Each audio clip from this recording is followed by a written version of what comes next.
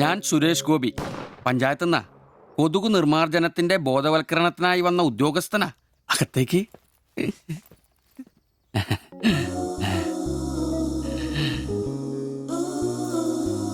ഒരു ചെറിയ സർവേ ഉണ്ട്. ചെറിയ ചോദ്യങ്ങൾ, ചെറിയ ഉത്തരങ്ങൾ. ഒരു ലീഫ്ലെറ്റ് ഞാൻ അങ്ങോട്ട് തരും, പിന്നെ അല്പം ഉദ്ബോധനവും.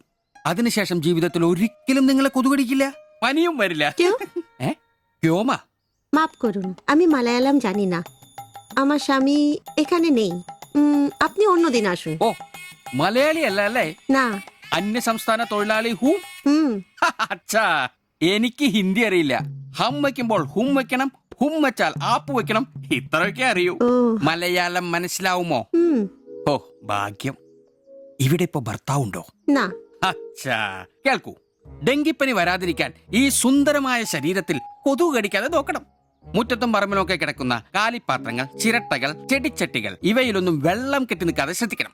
പിന്നെ പനിയുള്ളവരുമായി സംസർഗം പാടില്ല, ഭർത്താവാണെങ്കിൽ പോലും. മനസ്സിലായോ?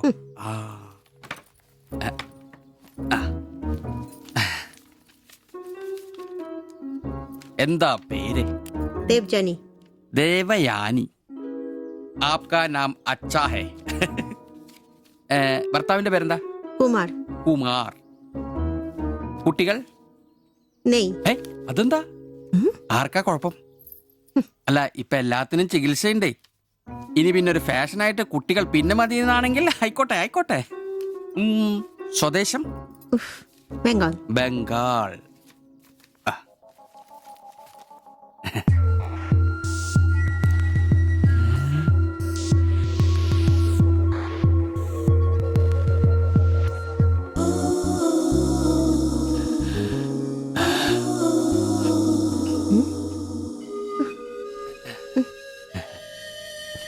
ചില ഇനം കൊതുകുകൾ കടിച്ചാൽ പോലും നമ്മളറിയില്ല, വൃത്തികെട്ട ഇനങ്ങളാ. പക്ഷെ പനി വേഗം വരും. എന്നാ ദേഹത്ത് നോക്കിയാൽ എളുപ്പം അറിയാൻ കഴിയും, ചുവന്ന് കിടക്കും. ഞാൻ ദേവാന്റെ ശരീരം ഒന്ന് നോക്കട്ടെ. തന്നെ താത്ത എവിടെയെങ്കിലും കൊതുക് കടിച്ചിട്ടുണ്ടോന്ന്? അനങ്ങാതെ നിൽക്കൂ, എന്നാലല്ലേ എനിക്ക് ബോധവൽക്കരിക്കാൻ പറ്റും. കിതർ ജാത്തി ഹേ. നിൽക്കൂ നിൽക്കൂ, സ്റ്റോപ്പ്.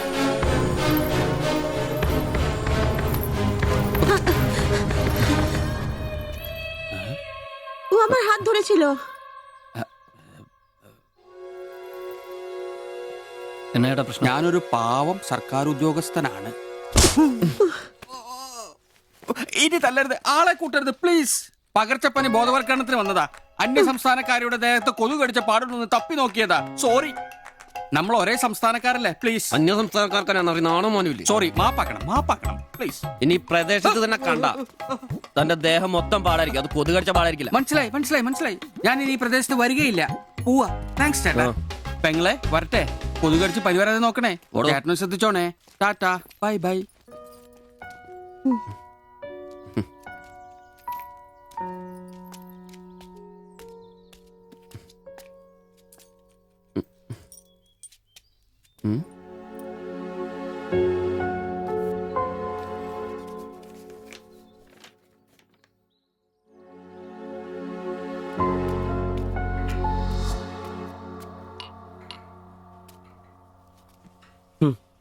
പാവി ജെല്ലിൻ നിറം പാതാളം.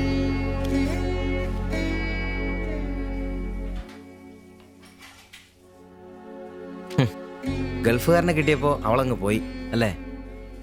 എല്ലാ പെണ്ണുങ്ങളും ഇങ്ങനെ തന്നെടാ, കാശ് ലവലാദികള്. നീ തന്നെ അറിഞ്ഞിട്ടാ എന്നെ ഇഷ്ടമാണെന്നോ എന്റെ കൂടെ പുറത്താണെന്നോ അവൾ എന്റെ അടുത്ത് ഇതുവരെ പറഞ്ഞിട്ടില്ല. ഓഹോ, അപ്പൊ അവളെന്നാ ഫോട്ടോ ചെറുക്കൻ്റെ കൊടുത്തുവിട്ടോ? എടാ, ഫോട്ടോ കൊടുത്തു വിട്ടത് വലിയ കാര്യമാണോ? അതൊരു പടം വരച്ച് കിട്ടാൻ വേണ്ടിട്ടല്ലേ.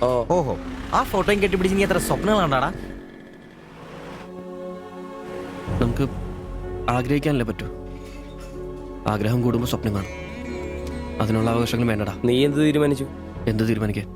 അവളൊന്ന് കാണണം, ആ ഫോട്ടോ കൊടുക്കണം, പിന്നെ അവൾ ഒരുപാട് ആഗ്രഹിച്ചല്ലേ ആ പടവും കൊടുക്കണം. നിനക്ക് വേറെ പണിയില്ലേ? കീറി ദൂരെ കളടാതല്ല. മോശമല്ലടാ, ആ ഫോട്ടോ കിട്ടിയില്ലെങ്കിൽ ചിലപ്പോൾ അവൾക്കൊരു ബുദ്ധിമുട്ടാവും. അത് വേണ്ട, അവളെങ്കിലും സന്തോഷമായിട്ട് ജീവിക്കട്ടെ. സിബി,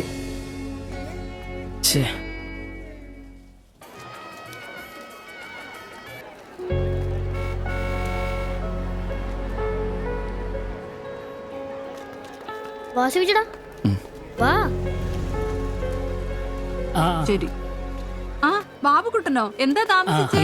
പപ്പയും മമ്മിയൊക്കെ എവിടെ? അവര് വരും. ആ ഇത് സിവിചേട്ടൻ, ഞങ്ങളുടെ വാടകയ്ക്ക് താമസിക്കുന്ന. ആ അറിയാം. മക്കളെ ഇരിക്കി. സാധ്യത ആ അകത്തേക്ക് ചെല്ല്. വാ ചേട്ടാ. ഓ അങ്ങോട്ട് ഇരിക്ക്. ശരി. ഉം.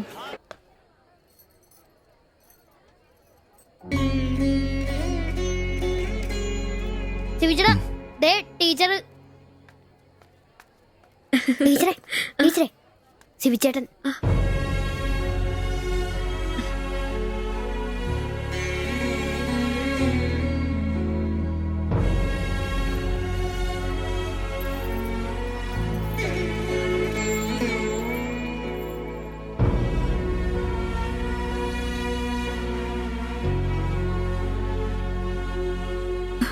എല്ലാവിധ ആശംസകളും. താങ്ക്സ്.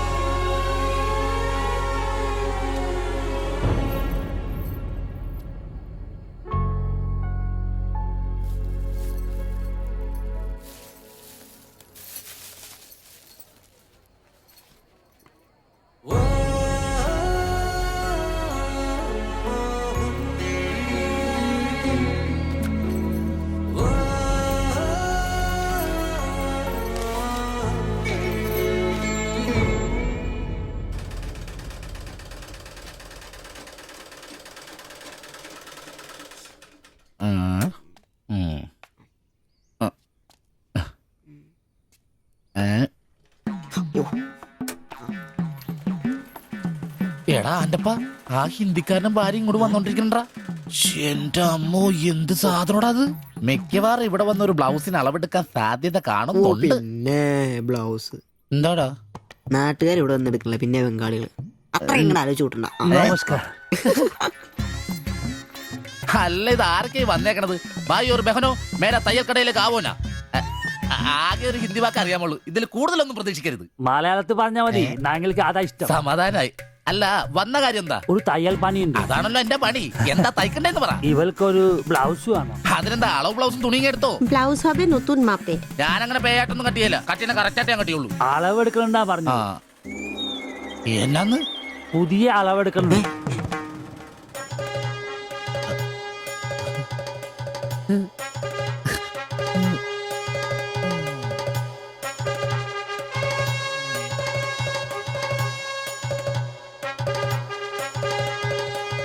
তুমি এখানে শেষ করে বাড়ি যাও, ঠিক আছে। আমি বাজার থেকে আসছি। হুম। না ശരി. ഷിബു, ഇത്ര കാലത്തെ കാത്തിരിപ്പിന് ശേഷം നിന്റെ അസുദിനമെത്തി. ഷിബു, ചെല്ല്, ചെന്ന് അളവെടുക്ക്.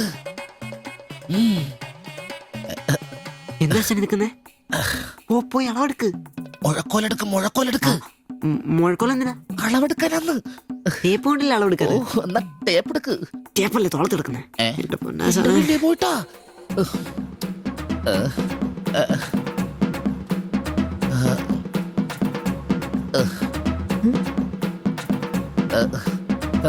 സാരി ഒന്ന് മാറ്റണം. এই মডেলটা ঠিক। ഏ?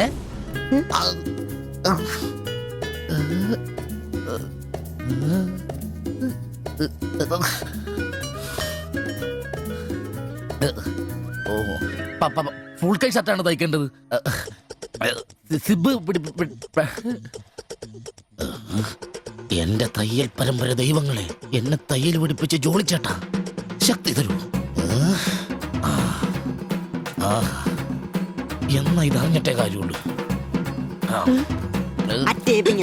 എഴുത്, ബുക്ക് എടുത്ത് എഴുതാൻ. 17 എഴുത്.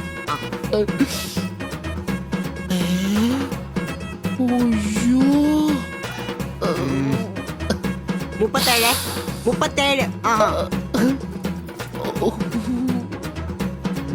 30.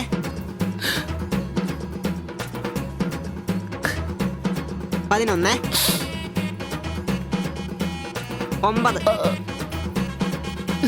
ചേച്ചി നോക്കോ, നാളെ തന്നെ.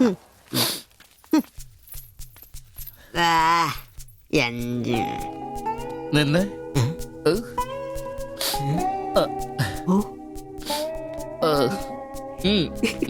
ചെല്ല്.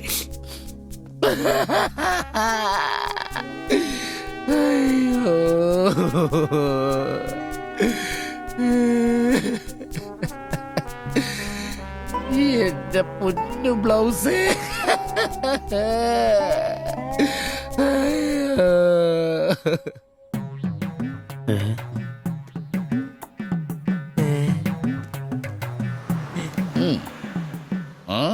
ഞാൻ ഇന്നത്തോടെ എന്റെ തയ്യൽ പണി നിർത്തി.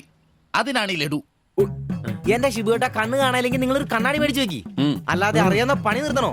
ഇനിയുള്ള കാലം അധ്വാനിച്ച് ജീവിക്കാന്ന് വെച്ചു. അളിയനെ ഒരു വിസായ ചെന്നിട്ടുണ്ട്. അല്ല പെട്ടെന്ന് തന്നെ ഇങ്ങനെ ഒരു തീരുമാനം. ഈ ഷിബു ഒരു തീരുമാനം എടുക്കണമെങ്കിലേ കണിയാനെ വിളിച്ച് നോക്കേണ്ട കാര്യമൊന്നുമില്ല. ഒറ്റ തോന്നല്, ഒറ്റ തീരുമാനം. നിങ്ങൾ പണി നിർത്താന്ന് കാര്യമായിട്ട് പറഞ്ഞാണോ? പോടാ പുല്ലേ, സ്വഭാവത്തോടൊരു കാര്യം പറഞ്ഞാൽ നീ ഒന്നും വിശ്വസിക്കൂല. ഇനിയിപ്പോ രണ്ടെണ്ണം അടിച്ചിട്ട് വന്ന് പറയണം. ശിബുച്ചേട്ടാ അളവെടുക്കാൻ പെണ്ണുങ്ങളെ കിട്ടുന്നില്ല എന്ന് പറഞ്ഞ് നിങ്ങൾ തന്നെ അതിനാ പണി നിർത്തുന്നേ. നമുക്ക് സ്റ്റാൻഡിൽ നടക്കാന്നേ. നിർത്തടാ. നീ എന്താ വിചാരിച്ചത്? ഞാനെന്താ പടക്കം പൊട്ടിച്ചടക്കാൻ മുട്ടിയിക്കുന്ന? പിന്നെ ഒരു കാര്യം, അളവെന്ന വാക്കിന് ഇവിടെ മിണ്ടിപ്പോരുത്. അത്രക്ക് വെറുത്തുപോയി ഞാൻ ആ വാക്ക്. അതെ, കുറച്ചു പേർ കൂടി ലഡു കൊടുക്കാനുണ്ട്. ലീവിന് വരുമ്പോ കാണാം. ശിബുവേട്ട ലഡുവിനാണെങ്കിൽ ഇല്ല. നിങ്ങൾക്ക് വേണ്ടി ചോദിച്ചതാ. നല്ലൊരു മനുഷ്യനായിരുന്നു. പട്ടായി പോയി.